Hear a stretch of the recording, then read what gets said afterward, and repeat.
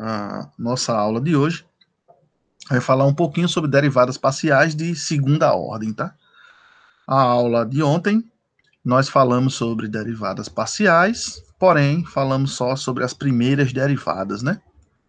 Então, derivar parcialmente uma função de duas variáveis significa dizer que eu posso derivar minha função com relação a uma primeira variável e também posso derivar ela com relação à segunda variável, né? Então, falamos um pouquinho sobre as possíveis notações, né?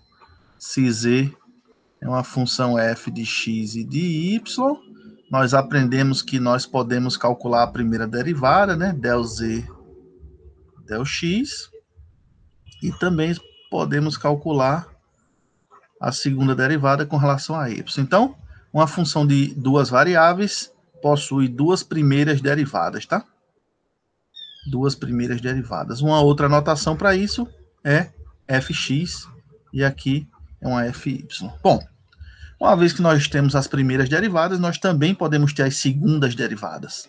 A pergunta é: como calcular essas segundas derivadas, uma vez que eu tenho duas primeiras derivadas, né? Então, a resposta é simples. Como eu quero calcular a segunda derivada, e a primeira derivada também é uma função que depende de x e y, ou seja, uma função de duas variáveis, então, eu posso novamente calcular as suas derivadas. Então, a minha fx pode ter uma outra derivada, que eu vou chamar de f de x com relação a x, ou seja, f de x, x. Mas ela também pode ter uma outra derivada, mas agora com relação a y. Se eu olhar agora para a minha fy, eu posso derivar ela com relação a x, ou seja, f de yx. Como eu também posso fazer a derivada de y com relação a y. E dessa forma, eu obtenho 4 derivadas parciais de segunda ordem. Ó. Eita porra! A primeira derivada possui duas possibilidades e para as segundas derivadas eu possuo 4 possibilidades, tá? Então, notação para isso é o seguinte: a derivada de f com relação a x pela segunda vez é a fx, x, né? Como está aqui, clássica. Porém, uma outra notação para poder entender alguns exercícios é essa, fica fácil de entender, ou essas outras duas aqui, tá? Essas são as notações padrões utilizadas. Essa daqui, muito comum. Essa daqui, muito comum. Ou essa daqui, trocando o F pelo Z, tá? Vai variar muito. Aqui é mais para resolver exercícios, tá? Alguns exercícios, provar teoremas, é interessante usar essa notação, tá? Mas, em geral, é isso que nós fazemos, tá? Então, observe que as derivadas mistas, tá? Eu primeiro pego a derivada de y e posso derivá-la com relação a x, é a f de yx, ou essa outra notação, tá? As derivadas parciais, elas se apresentam dessa forma. Então, uma observação é que a notação f de xy, ela significa que primeiro derivamos com relação a x e depois com relação a y. Ao passo que no cálculo da fyx, a ordem é invertida. Então, preste atenção, porque a derivada f de yx é primeiro deriva y, depois com relação a x. Quando a gente tiver na outra ordem, a f de x e y, significa dizer que primeiro nós derivamos com relação a x e depois com relação a y, tá? Então fica atento a isso, porque às vezes pode aparecer um exercício pedindo essas ordens aí, a gente tem que saber qual é a ordem correta. Então, como um primeiro exemplo, eu trago aí para vocês uma função que a gente já conhece, já brincou com ela. Então tá aí, ó. É a mesma função da aula passada. E lá nós já conhecíamos sua primeira derivada, né? Lá a gente já tinha brincado com a primeira derivada, fx, ela é a derivada de x ao cubo com relação a x, dá 3x2. Ela é a derivada de x2y3 com relação a x. Nesse caso, o y é constante. Então, o y ao cubo permanece. E a derivada de x ao quadrado é 2x. Então, fica 2xy ao cubo. Tá aqui. Como essa parte só depende de y e eu quero derivar com relação a x, eu enxergo isso como constante. A derivada de uma constante é zero, né? Então, como a gente tinha feito na aula anterior, isso aqui é a minha derivada com relação a x. Beleza. Derivar agora com relação a y.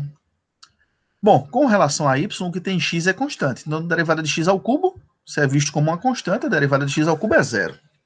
A derivada de x2y3, x2 é constante, a derivada de y3 é 3y ao quadrado. Então, isso fica 3x ao quadrado, y ao quadrado. Então, está aqui a primeira derivada. E a derivada de menos 2y ao quadrado, ela é menos 4y.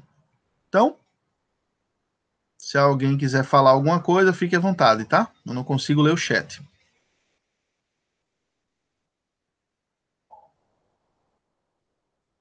Então, tá aí as minhas primeiras derivadas, né? Como ele quer derivar as outras derivadas, né? Então, vamos lá. A primeira derivada de segunda ordem, a fx, temos duas escolhas para ela, né? Ou podemos fazer a fx derivar com relação a x de novo, ou podemos ter a fx e agora derivá-la com relação a y, né? Então, a minha f de x é a mesma coisa que calcular a derivada com relação a x da minha fx, né? E calcular a derivada com relação a x da minha fx é olhar a minha fx como sendo 3x2 mais 2x y ao cubo. Então, fazer essa derivada com relação a x é olhar para o y como constante. E a derivada de 3x ao quadrado, isso é 6x. A derivada de 2xy ao cubo, olha para o y ao cubo como sendo uma constante. A derivada de 2x dá 2, isso é 2y ao cubo. Então, a derivada de f, a segunda derivada de f com relação a x, é 6x mais 2y ao cubo, tá? Bom, podemos aproveitar a mesma ideia e a minha f de x, y, é a derivada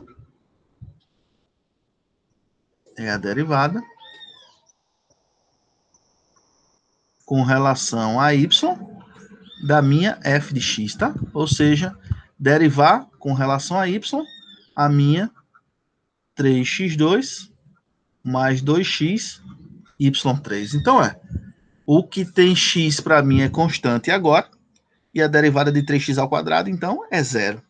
O que tem x aqui no 2xy ao cubo é constante, ou seja, 2x é constante. Derivada de y ao cubo é 3y ao quadrado. Então, 3y ao quadrado vezes 2x dá 6xy ao quadrado. 6xy ao quadrado. Então, tá aqui, ó. É a derivada de f, a derivada mista de f com relação a x e com relação a y, tá? Bom, utilizando essa mesma brincadeira, a gente pode pensar na fy, e a fy pode obedecer duas regras. Eu posso derivá-la novamente com relação a x, ou eu posso derivá-la novamente com relação a y.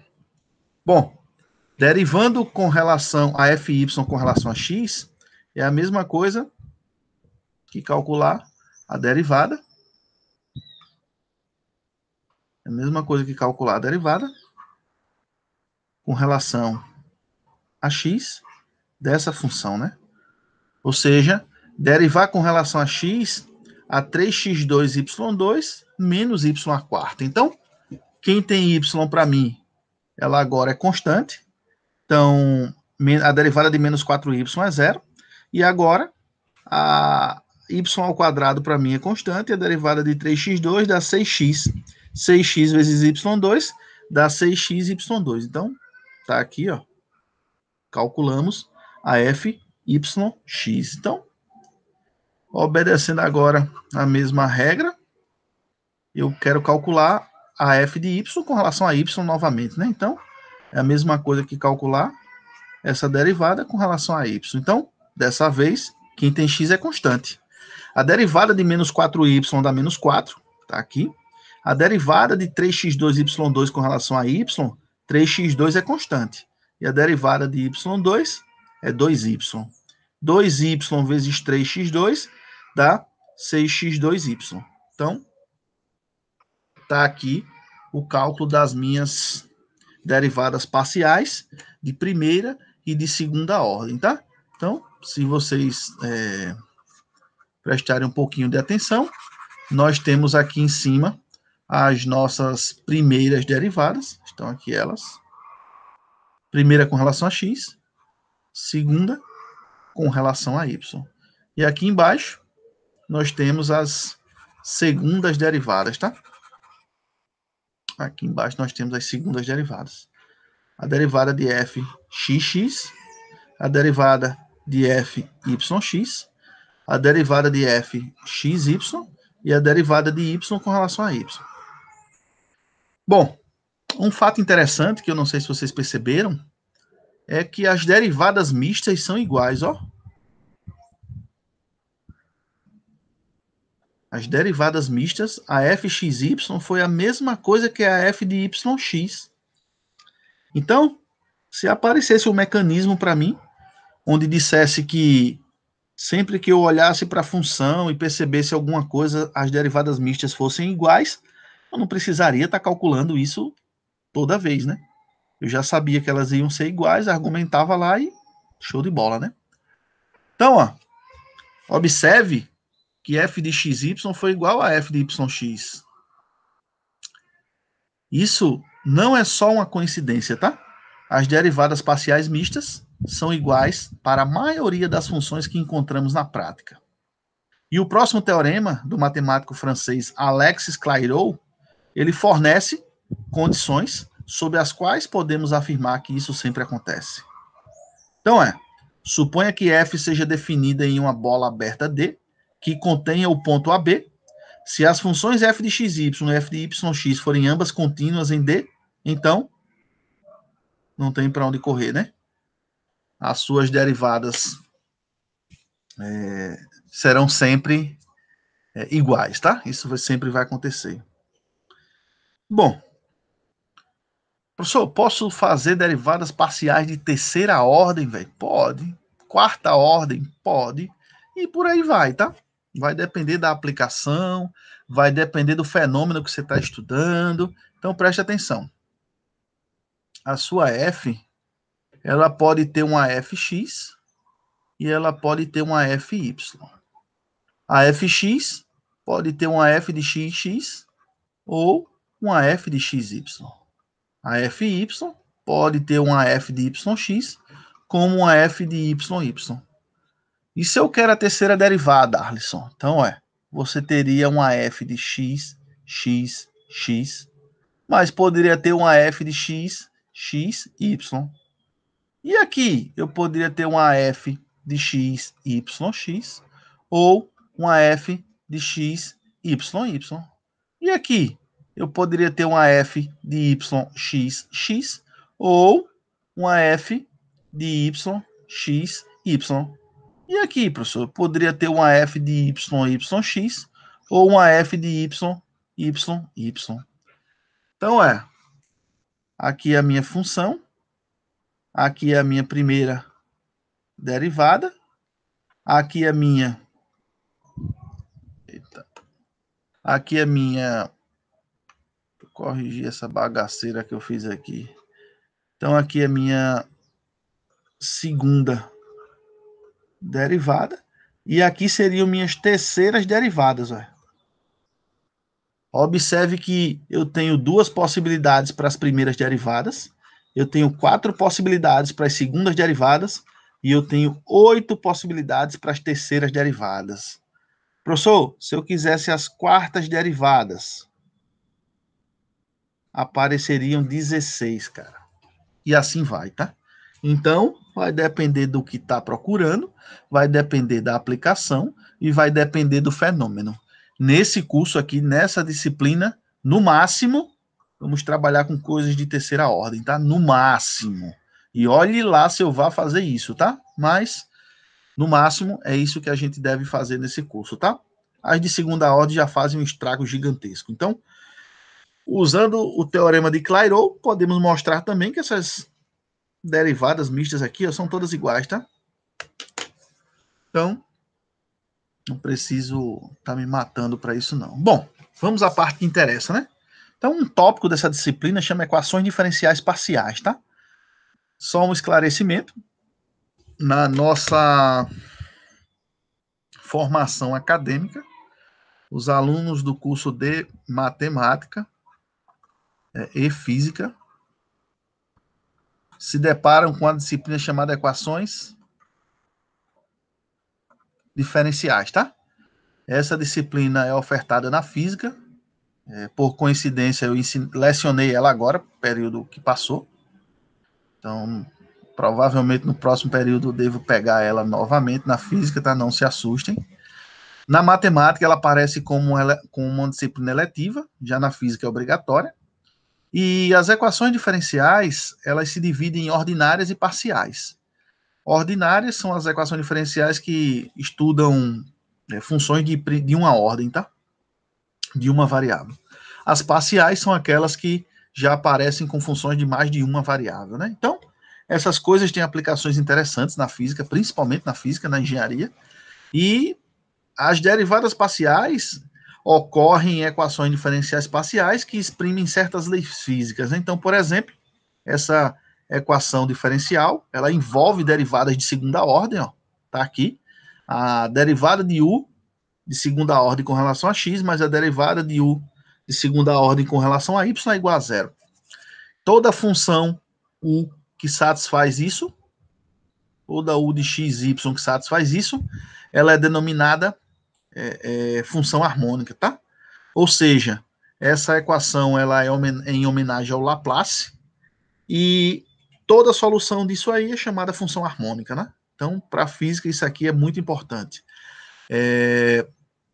A título de conhecimento, quando se faz um mestrado em matemática, matemática pura ou aplicada, essa disciplina aparece também no mestrado de equações diferenciais, e no mestrado também aparece equações diferenciais parciais. São disciplinas que têm um peso enorme na formação de um matemático, tá? Trabalhar com essas equações diferenciais, ordinárias ou parciais. Então, essas funções, né? Essas funções harmônicas aí, por exemplo, elas são muito importantes no estudo da condição do calor, escoamento de fluidos e potencial elétrico, né? Então já viu aí que não tem como correr desses negócios, né? Isso vai aparecer quando estudar a condição do calor, quando estudar escoamento de fluidos e potencial elétrico, tá? Essas funções são chamadas harmônicas, as soluções, e essa equação aí, qualquer função que satisfaça essa equação de Laplace, ela é dita harmônica, ou seja, isso vai ter que aparecer na vida de vocês no curso de alguma forma, tá? Não sei em que momento, nem em que disciplina, mas com certeza isso vai ter que aparecer. Bom, então, tá aí. Essa funçãozinha aqui, ó, ela é solução da equação de Laplace, ó. Ou seja, ela é uma função harmônica. Mas para isso a gente tem que comprovar que isso é verdade, né? A equação de Laplace dizia que se a gente pegar uma u, derivar ela duas vezes com relação a x e somar essa solução com relação a y duas vezes também, ela deve ser igual a zero. Então, vamos lá, né? Não tem o que fazer, né? O que é que a gente precisa calcular?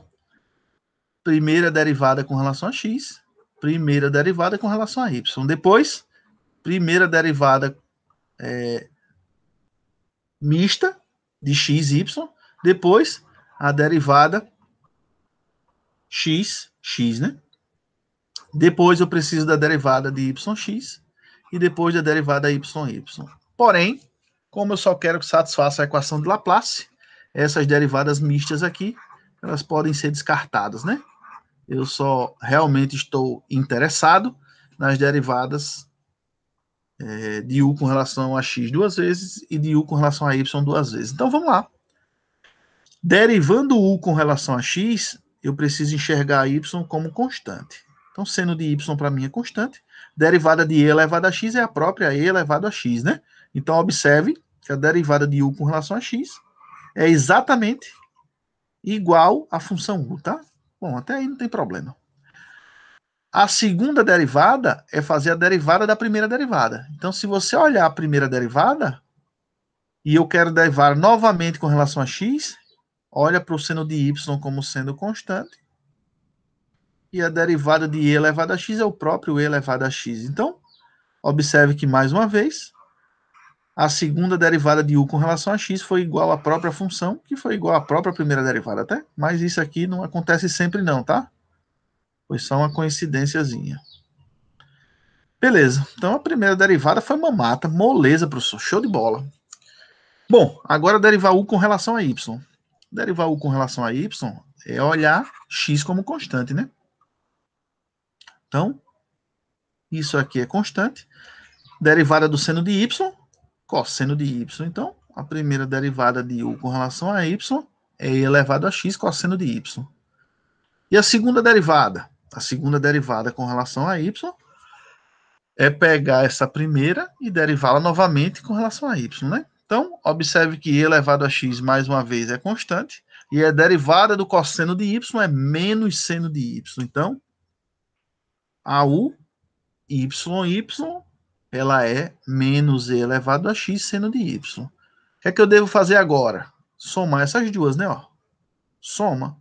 Então, a uxx mais a uyy, elas são iguais a e elevado a x seno de y menos e elevado a x seno de y.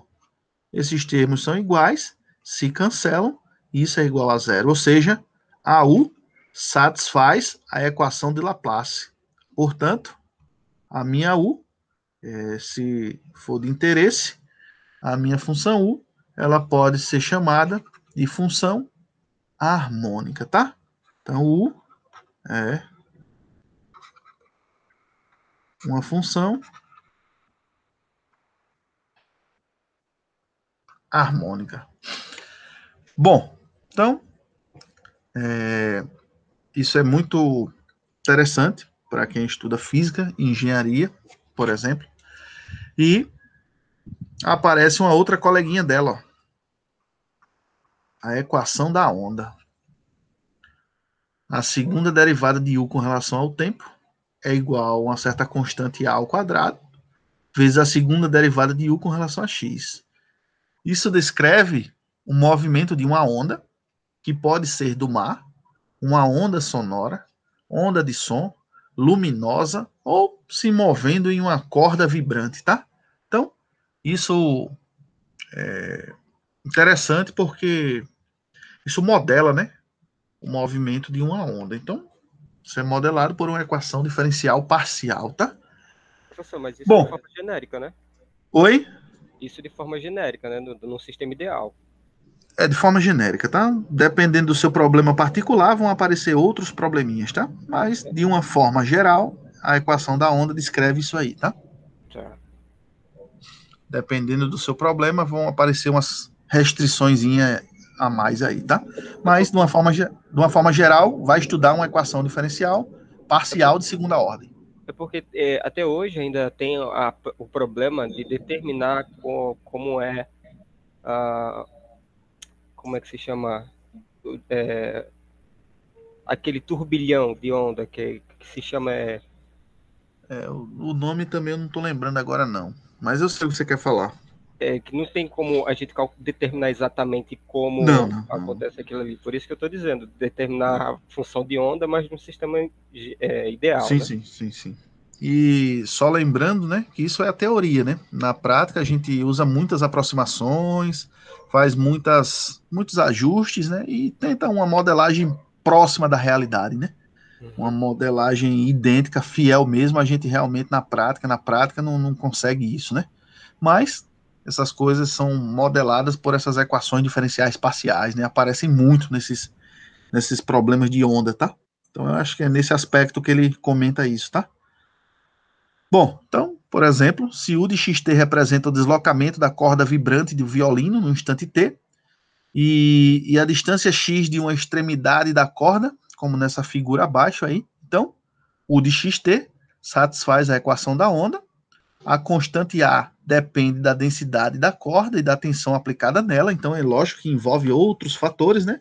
Mas de uma forma geral, esse movimento aí, ele é descrito por uma equação diferencial parcial de segunda ordem que satisfaz essa condição aí, tá?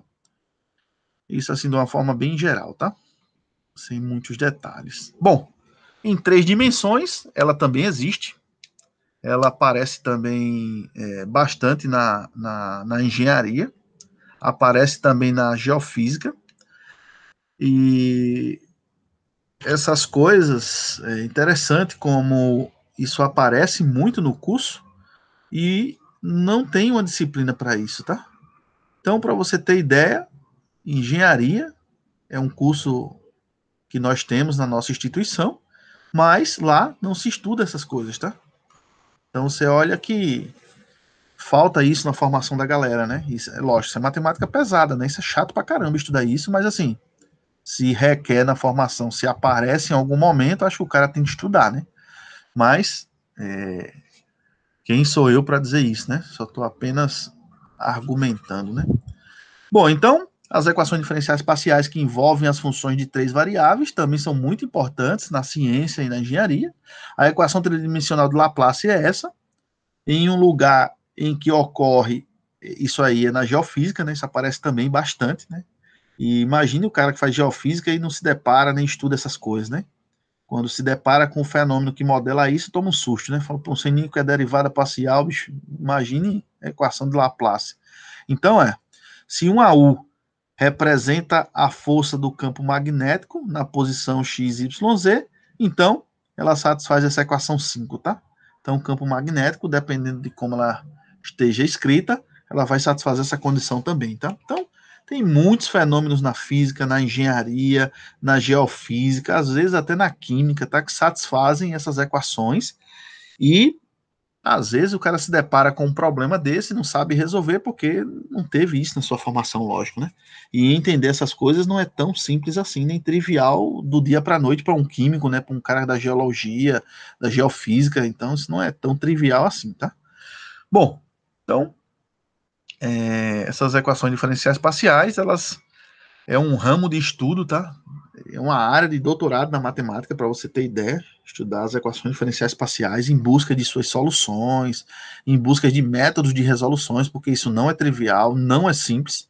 Então, realmente, nem todas as equações diferenciais parciais a gente consegue solução para elas. Tem umas que estão em abertas aí, a gente não consegue resolver, não sabe como resolver, não tem a menor ideia de como resolver. Outras a gente já consegue resolver, manipular, reduzir para um EDO, tal, mas algumas realmente nós, como matemáticos, pesquisadores da área, ainda não temos a menor ideia de como resolver, tá? Então, para isso, precisamos de novos estudantes das exatas buscando essas teorias, tá? Por isso que é um campo muito bacana de se estudar, porém é muito aberto ainda, tá? Bom, falando de derivadas, o que é que isso tem a ver com planos tangentes, né? Nossa, o professor parou a aula para falar de plano tangente, a gente já ouviu falar isso lá no cálculo 1, cálculo 2, sei lá, não faz sentido falar mais disso agora, né? Bom, se a gente tinha uma função f, a gente sabia a sua derivada, né? E a derivada da f era utilizada para fazer o que com ela, né? Então, estávamos lá com a função f, em um certo ponto,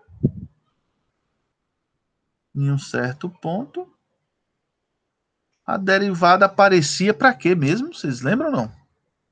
A derivada aparecia para falar de reta tangente, né? Ah, rapaz, a derivada aparecia para falar de reta tangente, era o coeficiente angular da reta tangente, né? Era a taxa de variação, tá, beleza. Mas planos tangentes cara. Agora, se a gente tem uma superfície, cuja equação é z igual a f de xy, onde f tenha derivadas parciais contínuas de primeira ordem, num certo ponto P aí, pertencente à superfície. Vão aparecer agora coisas interessantes, tá? Seja C1 e C2, as curvas obtidas pela interseção dos planos verticais y igual a y0, x igual a x0, com a superfície. Então, o ponto P fica em C1 e em C2.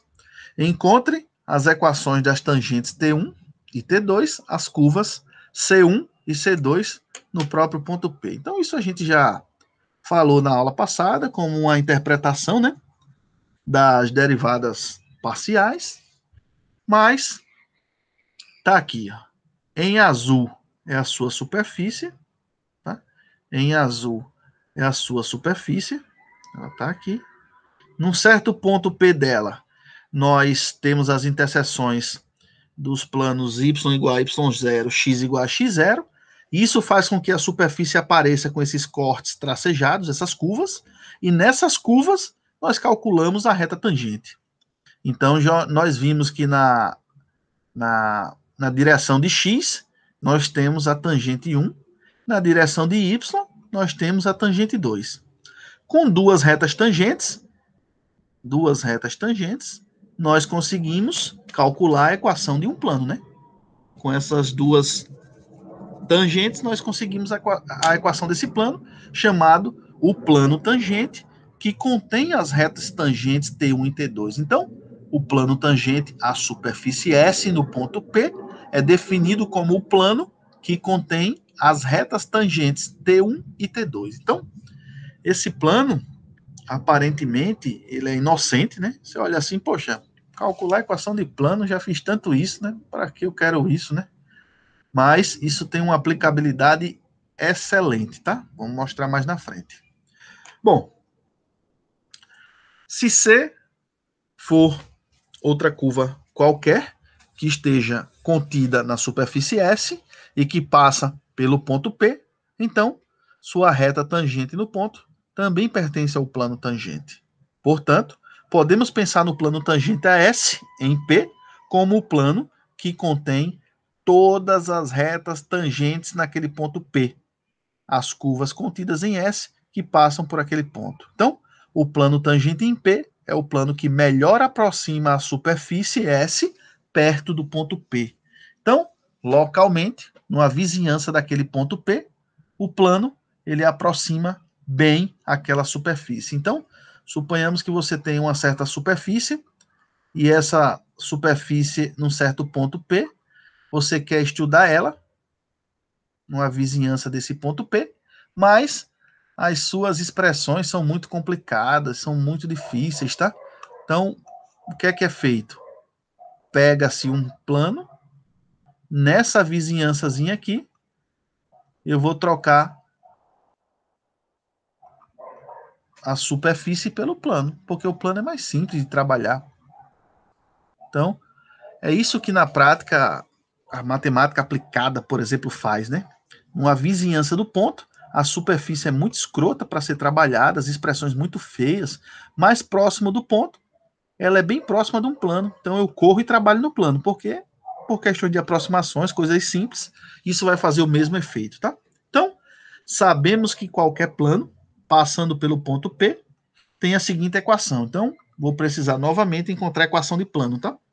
E a equação do plano, ela é dada dessa forma, né? Tem uma certa constante A, vezes x menos x0, mais uma certa constante B, vezes y menos y0, mais uma certa constante C, vezes z menos z0, igual a zero, tá? Então, nós temos essa expressão. Então, dividindo isso aí por C, tomando A minúsculo como sendo menos A maiúsculo sobre C, B minúsculo como sendo menos B maiúsculo sobre C, e aí nós conseguimos escrever isso dessa forma, e com isso eu consigo tirar algumas conclusões nessa escrita, tá? Se a equação 1 representa o plano tangente em P, sua interseção com o plano y igual a y0 precisa ser a reta T1. Bom, trocando aqui y por y0, esse termo se cancela, e nós ficamos com isso aqui, onde y é igual a y0. Isso aqui é a equação de uma linha com inclinação A. Poxa, mas inclinação A se você olhar direitinho, essa inclinação A é a derivada de f com relação a x em x0 e y0. Opa, bacana. Então, essa inclinação da tangente, ela é a derivada aplicada no ponto.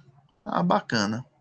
Se eu fizer agora a interseção com o plano x igual a x0, chego nessa outra expressão e quem é B?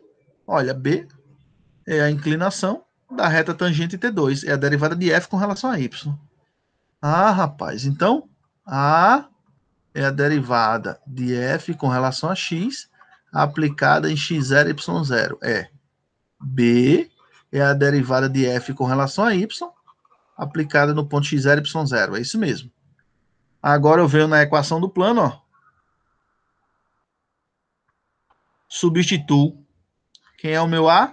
F de x aplicado em x0 e y0. Quem é o meu B? F de y aplicado em f de x0 e y0. Portanto, suponha que f tenha derivadas parciais contínuas, uma equação do plano tangente à superfície no ponto é dada por essa expressão, e essa expressão depende só das derivadas, tá? Então, observe que uma outra maneira agora, sem usar geometria analítica, sem usar aquelas coisas, de encontrar a equação de um plano, é exatamente utilizando suas derivadas parciais, tá? Então, essa é uma outra maneira de fazer essas continhas, tá? Então, tá aí um exemplo para a gente entender. Determine o plano tangente ao paraboloide elíptico de equação z igual 2x² mais y². Em que ponto, professor? No ponto 1, 1, 3. Bom, primeira coisa que eu vou precisar é pegar a minha f, calcular a derivada com relação a x. Depois pegar a minha f, calcular a derivada com relação a y. Depois aplicar no ponto. Bom, a f, se vocês não lembram, eu posso fazer a seguinte brincadeira, né?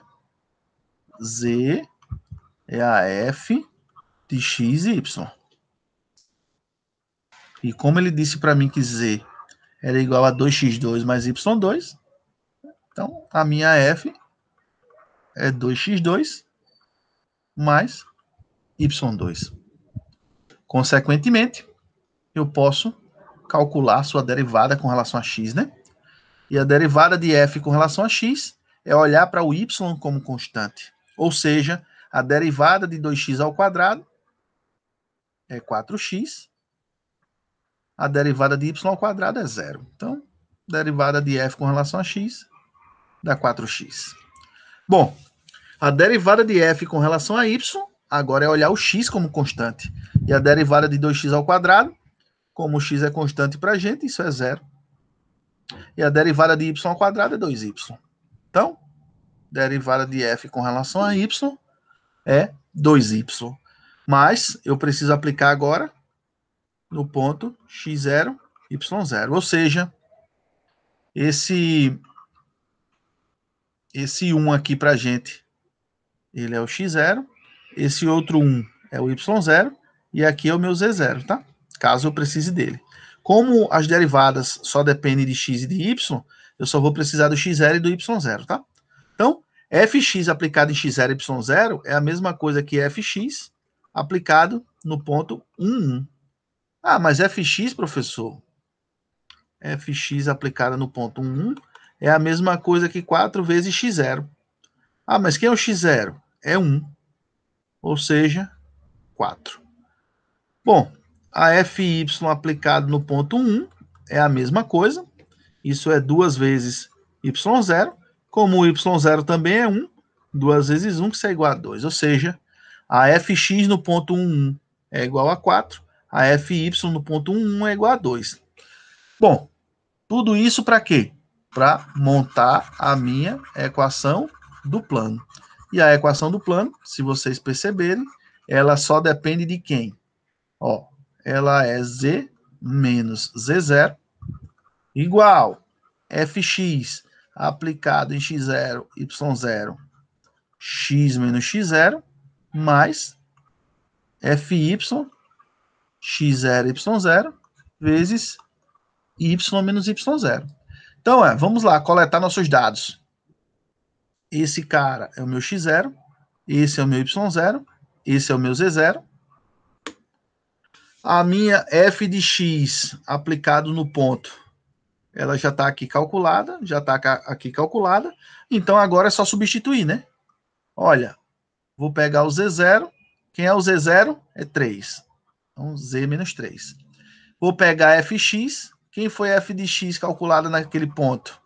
Olha, f de x calculada no ponto foi 4. Então, isso aqui é 4 vezes x menos x0. Mas quem é x0?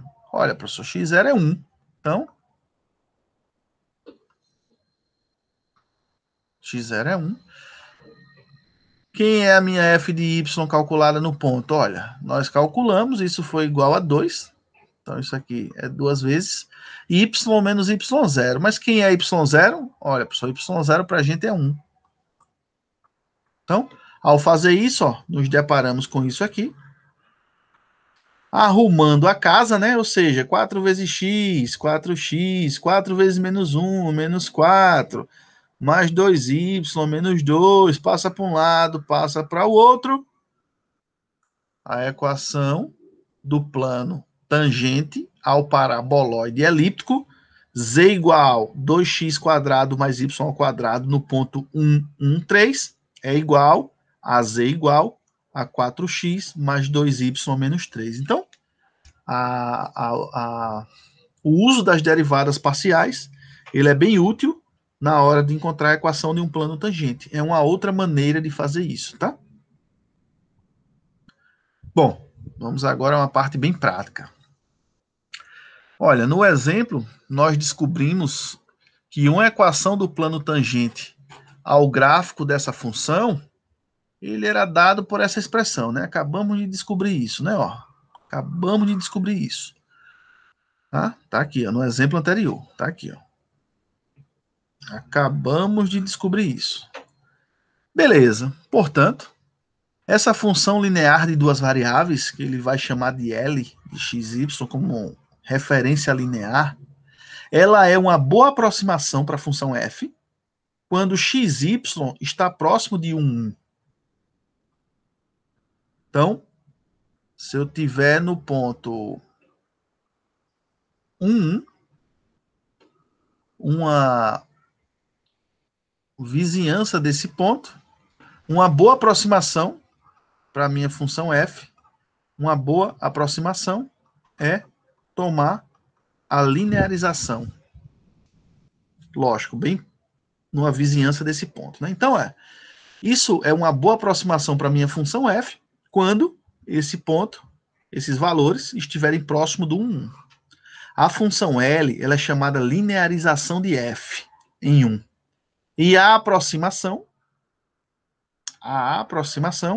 é denominada aproximação linear ou aproximação pelo plano tangente. Então, na prática, a sua superfície pode ser bem complicada de ser trabalhada, pode ser uma superfície bem maluca de ser trabalhada, tá? E aí, o que acontece é que se você, em um determinado ponto, quer estudar essa sua superfície, basta pegar próximo dela um pedacinho de um plano tangente, que vai ser bem mais fácil estudar um plano tangente do que estudar essa superfície. Então, é isso que se faz na prática, tá? Com essas aproximações. Bom, por exemplo, eu tenho o ponto 1,1 e o ponto e o outro 0,95, tá? Bom, observe que isso aqui está bem próximo do 1, né? Vou até trocar a cor aqui para não...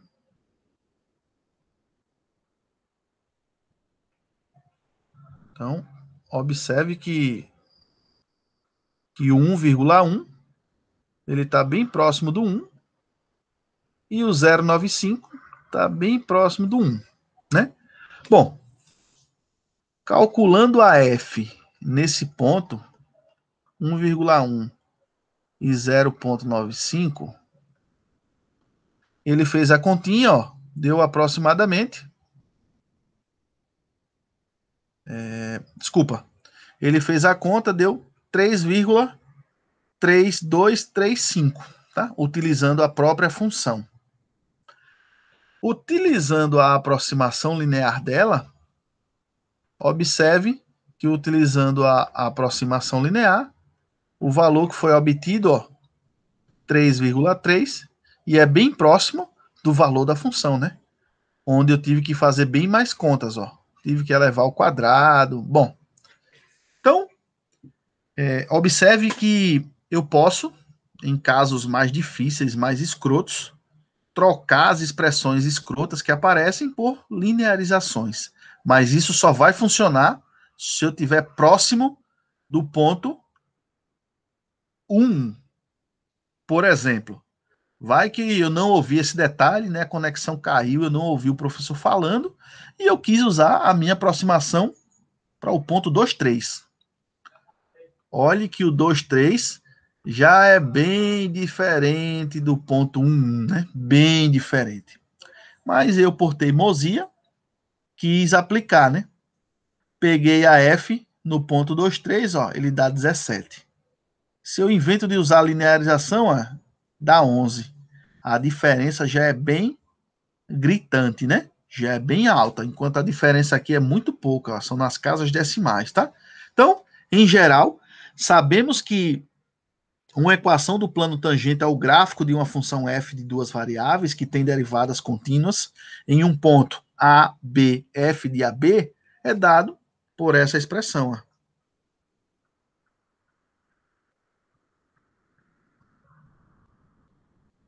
Então, está aqui a equação do plano tangente que passa por esse ponto, tá? Então, caso a gente precise, tá aí.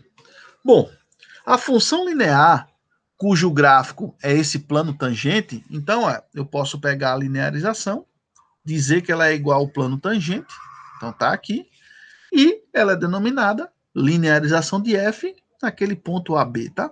E a sua aproximação, ou seja, eu estou dizendo que f é bem próxima da linearização. E aí, essa outra expressão aqui é o que chamamos de aproximação linear, ou a aproximação pelo plano tangente de f naquele ponto AB. Então, isso é muito aplicado, isso é muito conhecido, tá? A gente utiliza isso com muita frequência em nossas calculadoras, por exemplo. A calculadora não vai calcular isso aí naquele ponto lá que é muito escroto. Ela prefere pegar a vizinhança daquele ponto, que é um plano, que é bem mais simples de executar. Então, vários algoritmos computacionais trabalham dessa forma. Em vez de calcular aquelas taxas naquele ponto lá, que seus modelos são muito difíceis, calcula um plano tangentezinho básico, só precisa das primeiras derivadas aplicadas no ponto e, dessa forma, aproxima o valor de forma bem tranquila, tá? Bom, definimos planos tangentes para as superfícies z igual a f de xy, né? Fizemos essas definições, tá? Então tá aqui. Z igual a f de xy.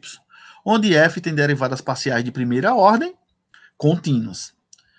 O que acontece se fx e fy não são contínuos? O que será que acontece?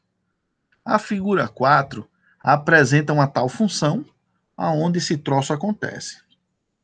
Bom, sua equação é dada por essa expressão. F de xy, ela é xy sobre x2 mais y2, se xy for diferente do 0, 0. Ela é igual a 0 se xy for igual a 0, 0, por definição. Então, podemos verificar que suas derivadas parciais existem na origem e são iguais a 0. Mas fx e fy, podemos também verificar que elas não são funções contínuas. Como assim? Então, essa aproximação linear, se as derivadas parciais são 0, né? Ó, na origem é 0. Então, a sua aproximação linear ela seria 0 vezes x menos 0, mais 0 vezes y menos 0, mais o meu z0. E o z0 é o f de 0, 0. Tá? Ou seja, a linearização próximo da origem seria isso aqui, f de 0, 0, por definição é 0, né? Tá aqui, ó. Então, essa linearização próxima da origem seria igual a 0. Então, se você toma a sua função próximo da origem, ela é igual a 1/2 numa linha y, onde y é igual a x, por exemplo. Portanto, essa função de duas variáveis pode comportar-se mal, mesmo se ambas as derivadas parciais existirem. Então, mesmo as derivadas parciais existindo, essa função se comporta muito mal próxima da origem. Se você pegar o gráfico disso aqui e for dar uma estudada, você vai ver que perto da origem aqui nós temos um abismo, né? Por um lado, isso desce muito, por outro lado, sobe demais. Então, é por isso que temos essa discrepância, tá? Essa descontinuidade aí próximo da origem, tá? Bom, então isso esculhamba toda a nossa teoria, né? Se a gente pode ter funções com derivadas parciais existindo, porém mal comportadas, essas aproximações lineares, elas deixam de funcionar, né? E aí dá bronca no nosso dia a dia, né? Então, para evitar esse comportamento, introduzimos a ideia de uma função diferenciável de duas variáveis. Lembremos-nos de que para uma função de uma variável, y igual a f de x, por exemplo, se x varia de a para a mais delta x, definimos o incremento de y como sendo delta y, que é igual a f de a mais delta x menos f de a, né? Então, tá aqui a mais delta x, onde delta x é a diferença desse intervalo. E aí, nada mais justo calcular f também nesses pontos, né? Então, se esse for o eixo y, né? Se esse for o eixo y, nós temos aqui, ó, uma f de a, e nós teríamos aqui a f de a mais delta x. E essa brechinha que nós temos aqui é o que chamamos de delta y, tá? Bom, isso é lá no caso do cálculo 1, tá? Cálculo 2, 1 e 2. Bom, mas e aqui? Se f é diferenciável em a, então delta y é f' de a delta x mais um epsilon delta x, onde epsilon tende a 0 quando delta x vai a 0. Considere agora uma função de duas variáveis, z igual a f de xy, e suponha que x varie de a até a mais delta x, y varie de b até b mais delta y. Então, quem é o incremento? É um delta z, e esse delta z é a f de a mais delta x, b mais delta y, menos f de ab. Portanto, o incremento delta z representa a variação no valor de f quando x e y varia de a a b. De AB para A mais delta x, B mais delta y. Então, isso tudo é imitando o que é feito lá no cálculo 1, e dessa forma eu tenho a seguinte definição. Se z, que é igual a f de xy, se z é dessa forma, então f é diferenciável em AB se delta z puder ser expresso da seguinte forma. Delta z é f de x em AB, delta x, mais f de y em AB, delta y, mais epsilon 1 delta x, mais epsilon 2 delta y, onde epsilon 1 e epsilon 2 tendem a 0, quando delta x, delta y tende a 0, 0. Bom, a definição 7 diz que uma função diferenciável é aquela para a qual a aproximação linear é uma boa aproximação quando x e y está próximo do ponto. Em outras palavras, o plano tangente aproxima bem o gráfico de f do ponto de tangência. Então, na teoria, é o que nós utilizamos para falar que uma função é diferenciável. Algumas vezes é difícil usar essa definição direta, tá? Ela é muito escrota para usar essa definição do jeito que está aí, tá? Então, dizer que uma função é diferenciável é algo bem delicado, né? Então, buscamos algo mais alternativo, né? Então, diretamente fazer essa verificação de diferenciabilidade de uma função dessa forma não é legal, tá? Mas esse próximo teorema aí nos dá uma condição suficiente para que nós possamos tirar essas conclusões, tá? Então, se as derivadas parciais f de x e f de y existirem perto do ponto e forem contínuas no ponto, f é diferenciável, tá?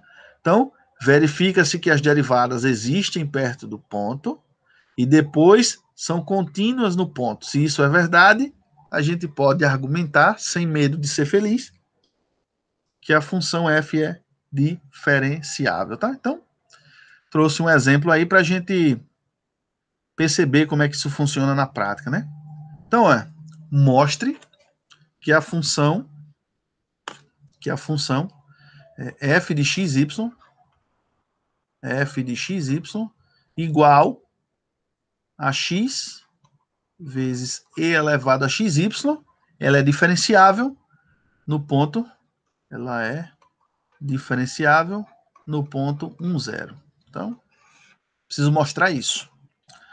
Olha, além disso, né, se ela for diferenciável, encontrar sua linearização e aproximar a f no ponto 1,1 e menos 0,1, tá? Bom, primeira coisa que eu devo fazer é calcular suas derivadas parciais, né? Vamos em busca delas. Primeiro, a f com relação a x, a fx, é olhar para o y como constante. Então, se você prestar atenção, temos uma regra do produto aqui, né? Então, mantenho o x e vou derivar e elevado a xy com relação a x. Mas vou derivar agora a minha x e manter a e elevado a xy. Então, pela regra do produto, isso é x vezes a derivada de e elevado a xy com relação a x, isso é e elevado a xy vezes derivada do que está dentro. Quem é a derivada de xy com relação a x? Olha, como o y é constante, isso dá y. Mas, quem é a derivada de x com relação a x? Dá 1. Então, isso, por sua vez, é e elevado a xy mais xy vezes e elevado a xy. Bom, a derivada foi calculada. Agora eu vou aplicá-la no ponto. Vou aplicá-la no ponto para ver o que acontece. Então, fx aplicada no ponto 1, 0, é trocar x por 1 e y por 0, né? Então, isso é 1 vezes e elevado a 1 vezes 0, mais 1 vezes e elevado a 1 vezes 0. Isso aqui já vai para 0, isso aqui vai para 1. Isso é igual a 1. Bom, então, a f de x já está calculada aqui. Show de bola. Existe, né? Bom, imita a brincadeira para fy agora, né? Quem é a fy? Olha, a fy é olhar para x como constante. Então, x permanece, que ele é constante. A derivada de e elevado a xy com relação a y é ela mesma. E agora, a derivada de xy com relação a y é x. Então, vezes x. Arrumando a casa, isso é x ao quadrado, vezes e elevado a xy. Aplicando agora a f de y no ponto 1, 0, é fazer x igual a 1 e y igual a 0. Fazendo isso, eu tenho que isso é igual a 1 ao quadrado, vezes e elevado a 0 vezes 1. Isso, por sua vez, também é igual a 1. Então, tá aqui, ó. Bom, em posse das derivadas parciais calculadas naquele ponto, mostrei que elas existem. Então, tanto f de x como f de y são funções contínuas, porque a exponencial é contínua, x e y são contínuas, e o produto de contínuos dá contínuas, e tudo ok, né? como são contínuas, f é diferenciável pelo teorema anterior. Então, a linearização é a derivada, é a função no ponto, mais a derivada vezes x menos o ponto, mais a derivada com relação a y vezes y menos o ponto. Então, observe que f no ponto 1, 0, f no ponto 1, 0 é a mesma coisa que 1. A primeira derivada no ponto 1, 0 também é 1, vezes x menos 1, mais 1 vezes y menos 0, que é o próprio y, né? Fazendo as continhas e arrumando, a linearização para pontos próximos de 1, 0 é x mais y. Dessa forma, eu consigo calcular sua aproximação linear, ou seja, trocar a função x vezes e elevado a x vezes y por x mais y. Olha que coisa boa. É só somar as componentes. Então, calcular f no ponto 1,1 e 0, menos 0,1 é a mesma coisa que somar os pontos. 1,1 menos 0,1 que dá 1. Através de quem? Da aproximação linear. Comparando esse valor na prática, quando a gente joga esse valor numa calculadora e vai lá calcular, isso dá aproximadamente 0,98542. Ou seja, para pontos próximos daquele que eu quero calcular, a linearização funciona muito bem, cara. Eu não preciso estar quebrando a cabeça para fazer essas contas escrotas, tá? Basta usar a linearização que está tudo resolvido. Professor. Oi. Não ficou claro para mim essa substituição do e elevado a um xy. Porque ele está dando 1 aqui, 0 aqui no primeiro termo e 1 no segundo fator. Em que parte? Na linearização ou aqui embaixo? Foi na primeira parte onde o senhor derivou e depois substituiu no ponto. Tá. Ele está de vermelho aqui do lado direito, a última coisinha que isso, beleza. Tranquilo. Vou refazer essa continha pra gente. Não, vou fazer de outra cor. Pronto. Então, observe o seguinte. Deixa eu apagar um espaço melhor para ficar mais interessante. Deixa eu apagar aqui em cima.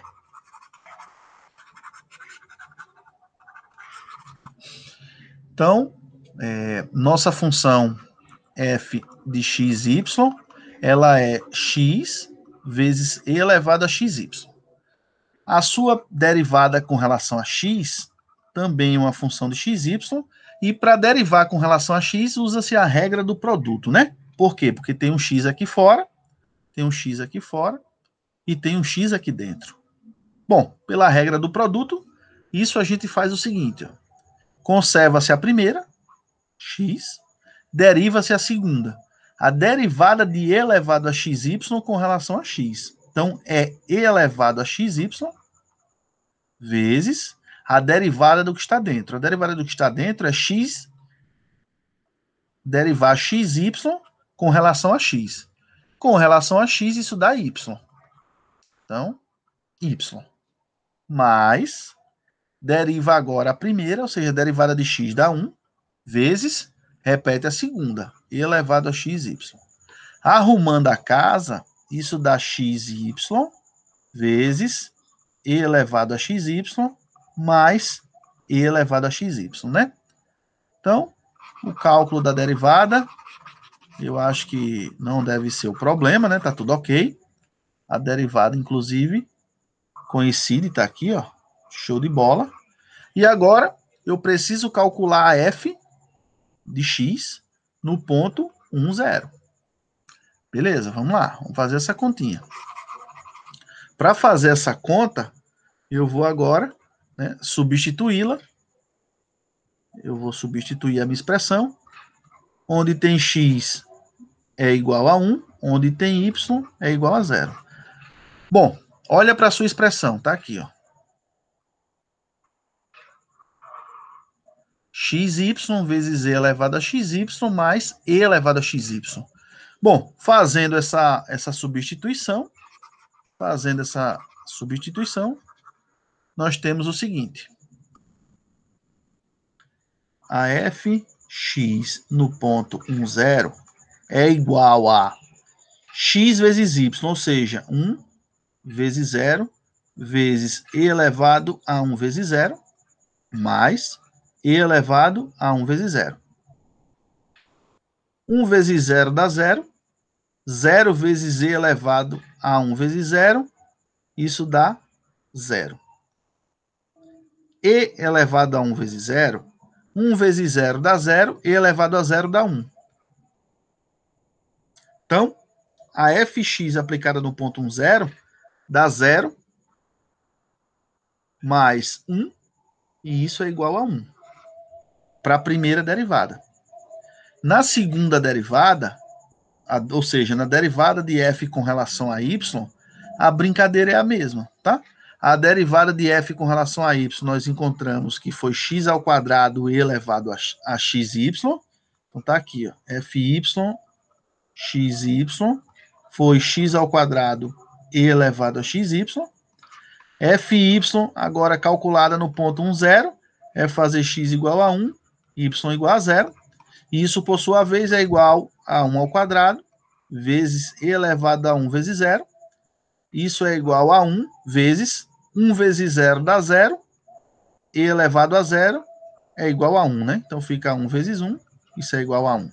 Ou seja, tanto a derivada de f com relação a y no ponto dá 1, como a derivada de f aplicada no ponto com relação a x também dá 1. Era essa a sua dúvida ou não?